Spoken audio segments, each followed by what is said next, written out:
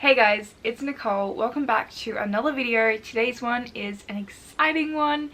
I am finally getting back into doing my TBR completion project videos, which is a series of vlogs I do on my channel. I did start this series last year and it was originally just going to be a series of videos I did in November and December of 2020. And what I did in those videos is I would reflect on past TBRs from the beginning of 2020 by rewatching those TBR videos, and whatever books were still unread on those videos or in those videos, I would read in that week's vlog. So they were kind of weekly vlogs at first, and this is a series that I have tried to continue on at the start of 2021, but if it's not clear, I was all over the place at the beginning of the year, not really uploading regularly, not really doing much, and I kind of went MIA for a good proportion of this year. So it's been a series I've really missed doing. These vlogs especially are my favorite vlogs to edit. I have so much fun editing the reaction part, so I'm so excited to get back into doing these videos. Today we're going to be reacting to my November 2021 TBR.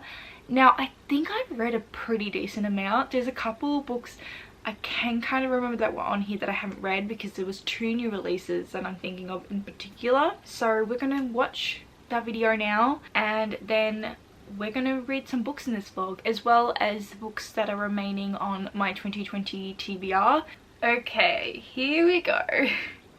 Hi guys, so today I'm going to be sharing with you all the books I'm hoping to get to in November. I'm so excited for November because I have a couple of books that I'm reading for a read along and a book that I'm going to be reading for a book club. Let's get into those first. The first one is The Bear and the Nightingale by Catherine Arden.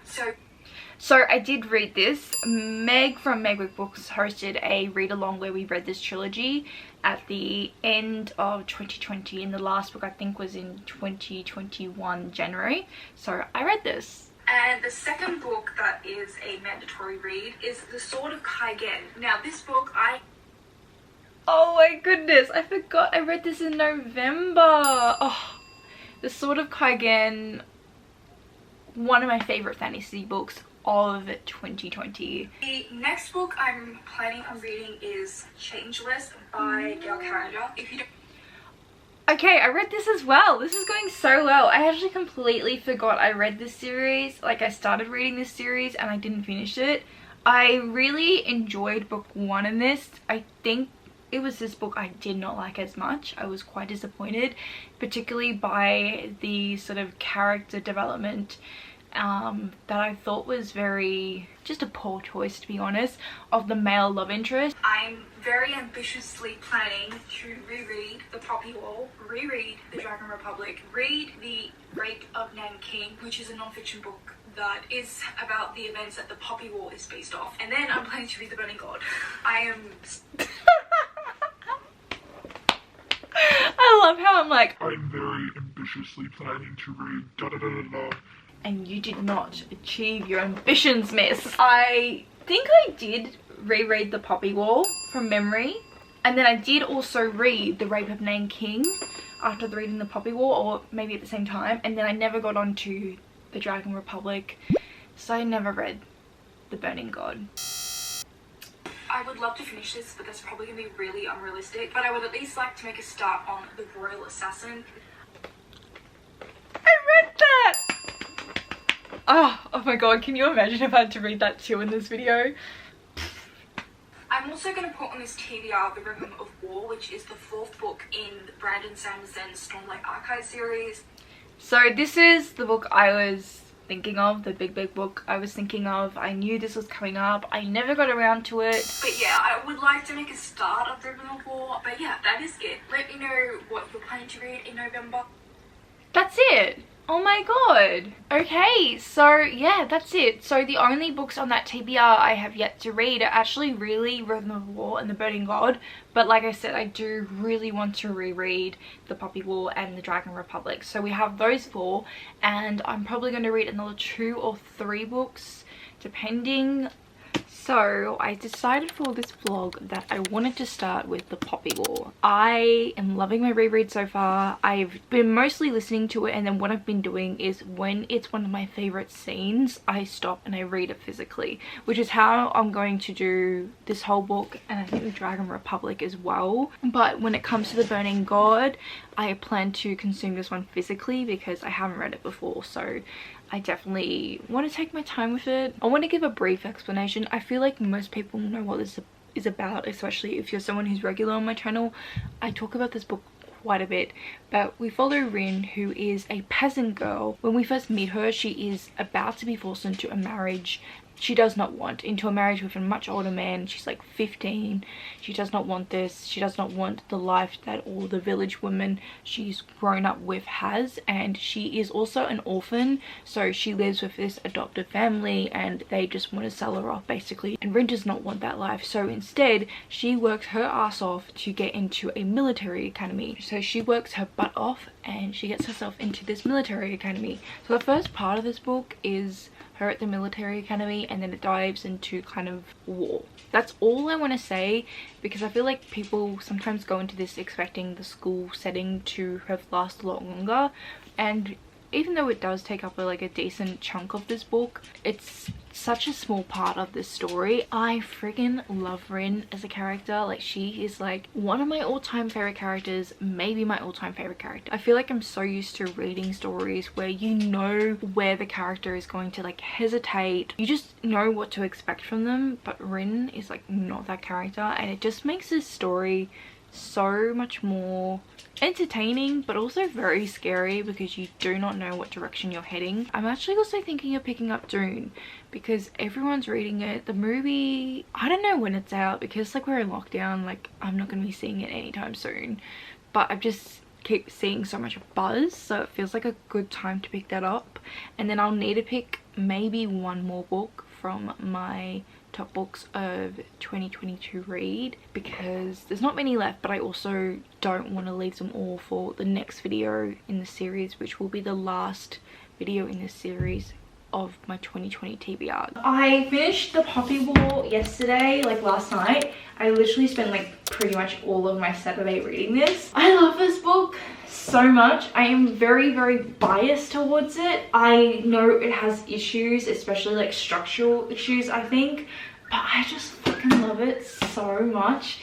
I think my favorite thing about it are the characters. Like I've sort of mentioned Rin, but also like the character dynamics, like with Rin and like the other characters, just makes me love them like even more. Even though like not everyone starts off on the right foot and they're kind of enemies at first, some of the characters, the conflict they have is so innocent and childlike, because I just know, like, I've already read the second book. I know what's to come. It makes me so emotional. So yeah, I love this, gave it 5 stars. And I did continue on and started my reread of the Dragon Republic. I actually mostly have been listening to the audiobook of this one so far, and I've finished part 1. So my goal is to read a part of the book a day until I finish it. Out of the two, Poppy War and Dragon Republic, this one's my favorite. So I'm interested to see if this reread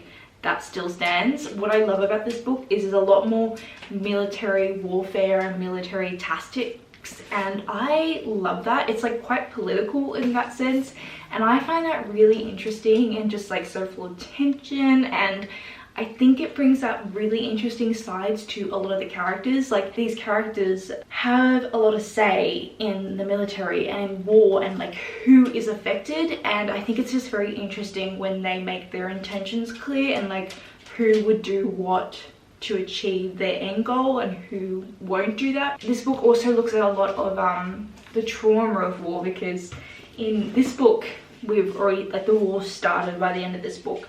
So in this, we're starting to deal with like the trauma, more war. We're also looking at like addiction, and yeah, it's rough. It's really rough, this book, like what the characters are going through. So I started Dune. I am currently 132 pages in, so I got to like page 100 last night, I did some reading sprints with my friend Katie, and I did some more reading sprints with my friend Tammy today, and I only read 30 pages of this.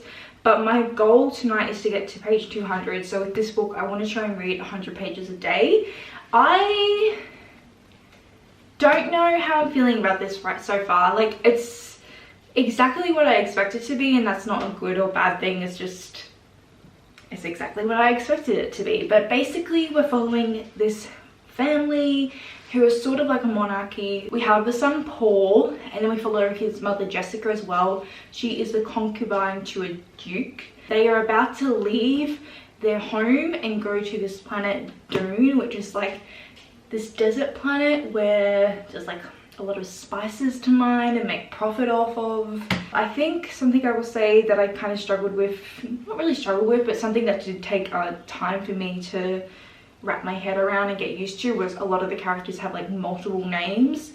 So they might have like the actual name and then like some sort of title that they're referred to. Even like Dune, they have like another word for Dune. So there's multiple times where they're calling the planet Dune, but then there's multiple times they're calling it like Arrakis or something. So it's just like making sure I remember those terms is kind of it. So I'm glad I'm like physically reading this. I don't think I could listen to the audiobook. All I know about this book is that it's very political and that there are giant worms. I also started Rhythm of War. I'm not far into this. I am on chapter 2. This book is freaking huge. Like, the audiobook is broken down into 5 parts. I'll show you. Like, I don't know if you can see that. Like, there's 5 parts of the audiobook, so it's literally like 5 separate books. So I'm just going to listen to it when I can and hopefully get it done. I am literally almost halfway. I'm 265 pages through. I fucking love this book. I love this so much. It's all, it's just the kind of like military and like warfare that I like. Like, it's not battle related warfare at the moment. Warfare in this is more sabotaging the enemy sort of warfare. So they're attacking like the crops and like causing famine and like just putting that strain and pressure on the enemy, and I just freaking love it. I find it like so intense because you don't know like how the enemy's gonna hit, and then the way they hit, it's just, it's so good. There's not really a romance in this book, but like there's a very clear ship, and like the couple, I freaking love them. Like, they're just they bring out a lot of feelings, okay? They bring out a lot of feelings. No updates really on my other books. I've listened to a little bit more of the Rhythm of War. So I'm on chapter 7 for Rhythm of War now, and I've forgotten how much I love the magic. It's so uniquely crafted and very intricate. I just really like it. I've got a lot of work to do with this book. A lot of work to do. It's so long. I finished. I knew exactly what was coming because this was a reread, and it still hurt so much. Oh my god, I love this book so much. This is literally one of my all-time favorite books. I was surprised by how much I forgot about this. I went into it thinking I remembered not everything, but I thought I remembered most things and like all the most significant parts, but like I hardly remembered anything, I realized once I started reading this. And there were quite a few things that I did remember, like certain characters that we are reunited with or whatever, but my memory had them completely out of chronological order, so it had me gasping and gagged so many times, even though this was a reread. Something I haven't talked about that I love that this book does is how it explores power.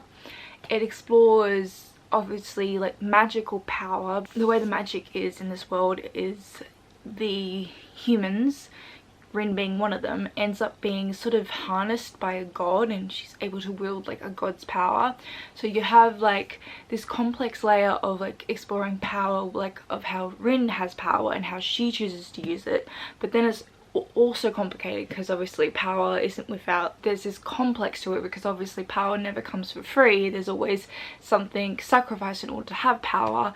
And then we have like this layer of like the gods and like gods sort of meddling with humans, even though that's not a very strong scene. Like, you only get little snippets of the gods.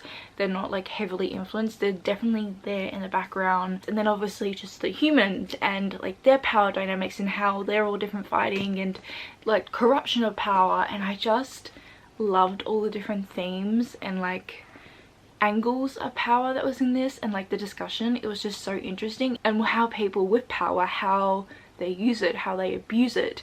And this book really explores that, and I just friggin' love it. I think it does so much to the characterization, it does so much of the tension of the story. So yeah, 5 stars, which is no surprise. I gave it 5 stars when I first read this. Again, like the Poppy War, this book definitely has like certain issues. Like, I think one thing I would have loved to have seen more of is the Psych. The Psych are basically this group of individuals that we are introduced to in the second half of the Poppy War, and they are still here, but they definitely fall into the background quite a bit in this second book. And there were points in the story where I just kind of forgot they were present. Like, I literally thought they were like, you know, somewhere else doing something else, because they're just not around. And I do wish we have more of them. I mean, overall, I still love this book. I'm still giving it 5 stars. I still friggin' love Rin. I also did make some progress on Dune. I'm now sitting at page 305. So I'm a little bit behind on my page goal. Like, technically today, when I first set out my like 100 page goal, I should have been up to page 400. But I think I'm just going to read this when I can. I'm not going to force it too much. Still liking this book, but still not loving it. I think what's missing for me with this book is definitely the characters. Like, I find with a lot of classic fantasy, or this is like technically sci-fi, but a lot of classic stories, I find it really hard to connect to characters. But there is a lot of other things going on in this story that I do really like and enjoy so far. Like, there's a lot about environmentalism and like this planet Dune, like the force of like nature and the danger of it, because it's a desert planet. The value of water in this they talk about a lot, because water isn't common and there's very little to spare on this planet, and how they have to like literally harvest water from like plants, and like that's all really interesting. And then there's interesting like politics things happening. Like, the main like political plot that's happening in this book is with the family. There's a traitor. They don't know who the traitor is, but they know that there's a traitor in their midst that is trying to sabotage them. I think something also about this book is it's very political heavy, and I love political fantasies, but I think this isn't the perfect book to pick up and be introduced into political fantasies, because the way a lot of other fantasy books, particularly modern fantasy books, the way they introduce political fantasies is they introduce you to the characters first. So you get to know the characters, and then you get to know like the politics and like their stance on the politics, and how they plan to like maneuver the politics in their world in order to like move up ranks and obtain their goals or whatever. And here you're thrown into the politics and the characters, and I would say especially at the start, like the politics kind of outweigh the characterization, and I think that's a little, I don't want to say jarring, but it can be like a little bit to get into. And for me personally, what's impacting my sort of experience with this book is I don't feel as invested.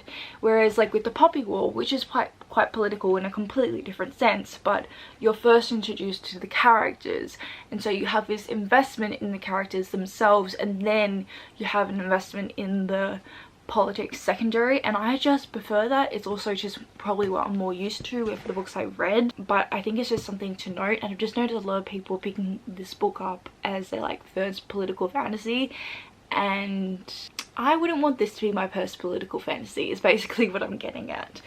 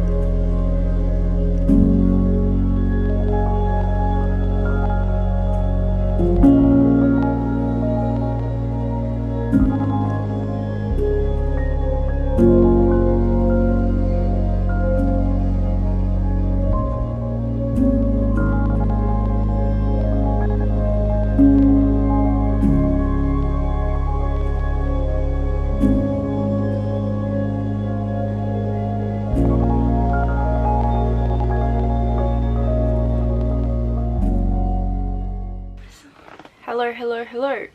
I haven't finished another book, but I've listened to a decent chunk of Dune and War, so I'm almost at the end of part 1. I know I just said like decent chunk, but it really isn't a decent chunk when you consider the size of this book. I have some thoughts, which is why I thought I'd pop on camera quickly and just talk to you about them. I am getting so annoyed.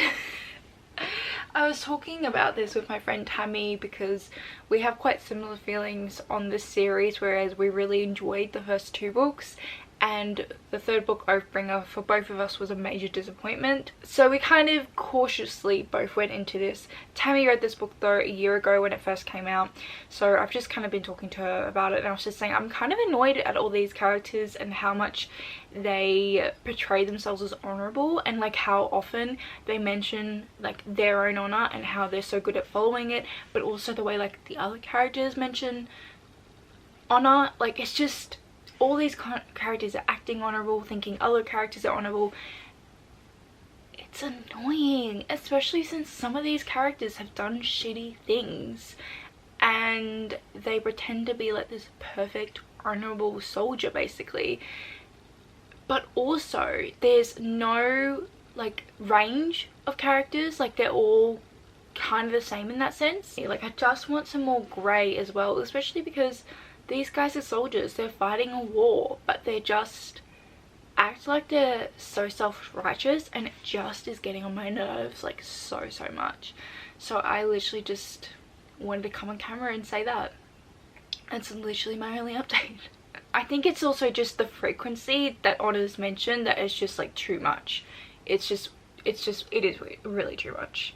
And Tammy said to me that it gets worse, so I'll let you know if it does. I really hope it doesn't, because I've already had enough and I'm only at the end of part 1. And how many parts is this book? It's like 5 or 6 parts. Yeah, there's 5 parts to this audiobook and I'm almost at the end of part 1. So I finished Dune finally, thank God. And to be honest, I think I was lying to you guys and to myself for a while reading this by telling you how much I was enjoying it, because I didn't enjoy this book. I did not. I gave it 2 stars in the end. Granted, I think in the beginning there were quite a few things that really intrigued me. I thought the setup we had of this family and these people internally and externally trying to tear this family down because of their power was so interesting. There was interpersonal politics, and then there was also just politics to do with power, and I love that sort of stuff, and I loved being introduced to that.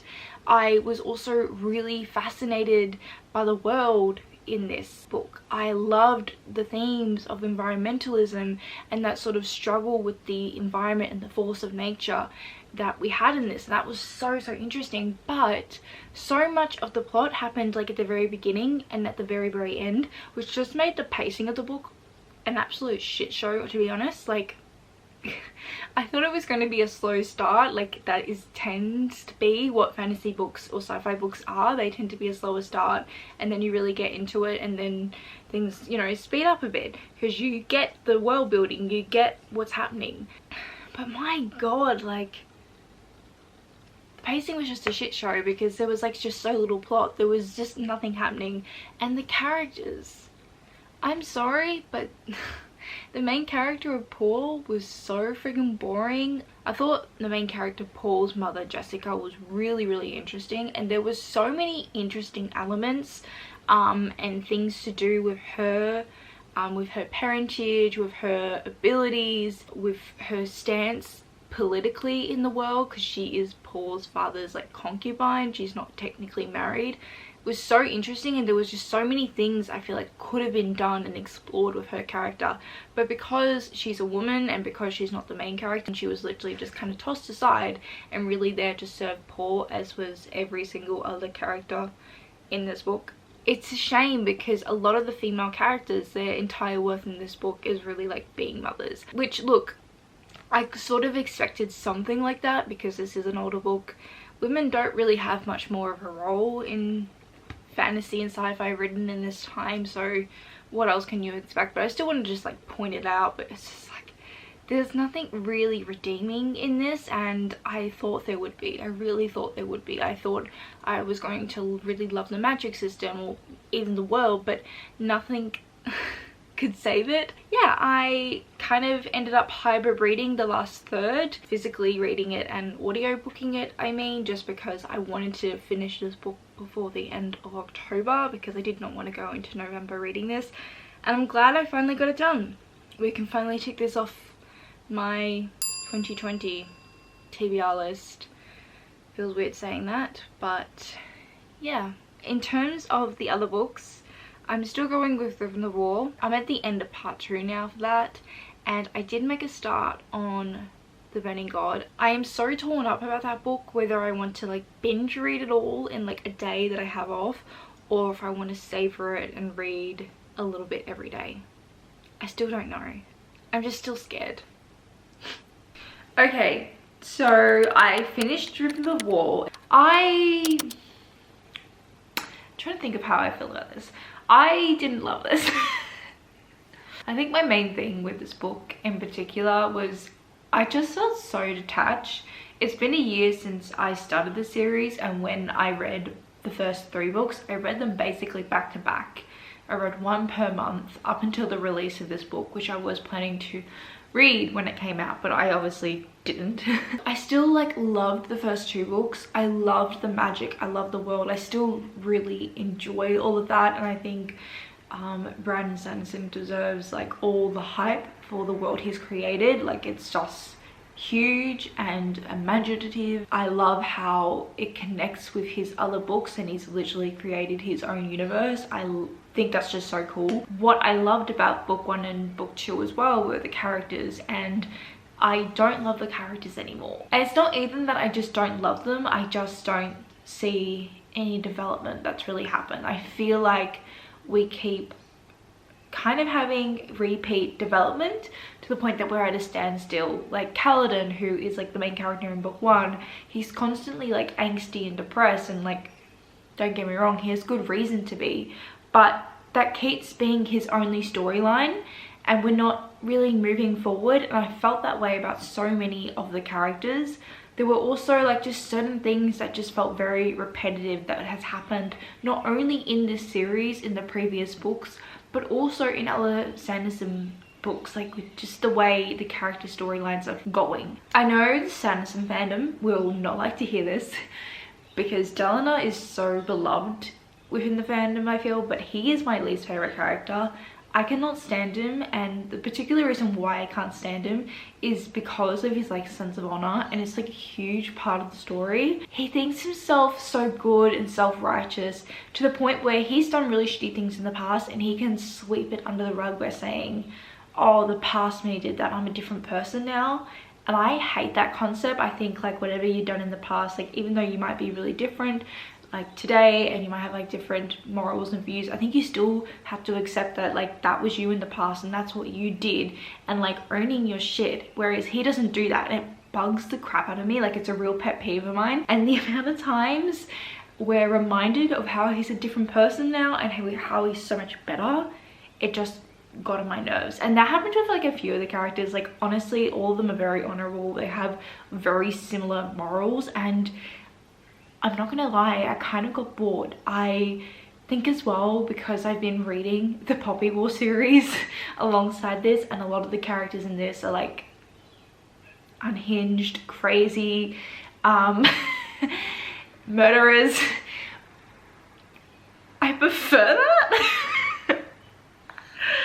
Oh my god, am I allowed to say that on camera? Well, I just said that on camera, but I think, you know, it makes a lot more sense and it's a lot more realistic that characters will be like they are in the Poppy War, because they're bloody in the middle of war. And that's the same here with the Stormlight series, but they're just so much more PG. I don't even know how to describe it. I would love to have more morally grey characters in there. I would love to see that development and that sort of complexity that it could add to the story and the world. But we're just getting all these very similar character storylines that are very repetitive at this point. So I gave it 2.5 stars in the end. I also started The Burning God. I actually did kind of put this book off for a little while because I know this is gonna do things to me, and I'm also scared about this ending. But I am up to chapter 17, so I'm actually about halfway. I'm flying through this. Like, the days I pick this up, I speed through it. And my favorite thing so far has definitely been learning about the trifecta, who we are introduced to from like book 1, but you never really know much about them until now. And we're getting like their backstory, which is so cool. Final update. I finished it. I freaking loved this book. 5 out of 5 stars. Oh my god. I don't know how I'll ever like get over this or stop thinking about this book. It was amazing, and I wish I could talk in depth about this by giving spoilers, but like I can't because spoilers. I've mentioned before how power is a huge theme in this book, and it becomes so even more in this final book. In each book we see Rin, our main character, get some sort of power, or she gets more power. In the first book she is given abilities, then she's given power in terms of a position in the military that allows her to make choices that impact other soldiers' lives, that impact the country, and you just see her getting more and more power, and you see how it corrupts her and it consumes her, and it's incredible. Like, just that character development of Rin alone, and how power determines her character development, and how she started off completely powerless.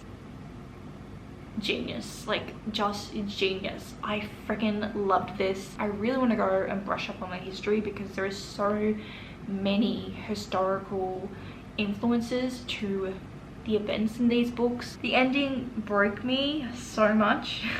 It was so sad. I'm never gonna get over it.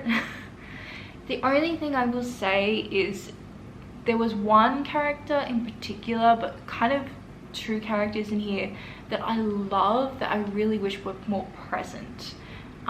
They weren't present as much, and it was interesting because I've been editing the vlog for this today, and I said that about the psych in book 2, that I wanted them to be more present. So that's my only critique. Like, the real thing I would have wanted change in the series overall is just more of the characters I loved being more present, which honestly isn't really a bad thing. It just means I love the book. I just want more, you know, that's not a bad thing to say. But yeah, that is the end of this video and this vlog.